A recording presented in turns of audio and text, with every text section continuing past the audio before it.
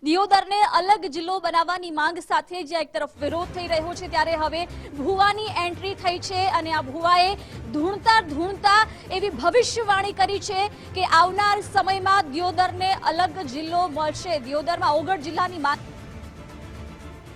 યથાવત છે ત્યારે હવે ભુવાજીએ આ મામલે ધૂણીને વિરોધ નોંધાવ્યો હતો। વિરોધ પ્રદર્શન કાર્યક્રમમાં ભુવાજીએ ભવિષ્યવાણી કરી છે। ઓગળ જિલ્લો આવનાર સમયમાં બનશે તેવી ભવિષ્યવાણી આ ભુવાએ કરી છે।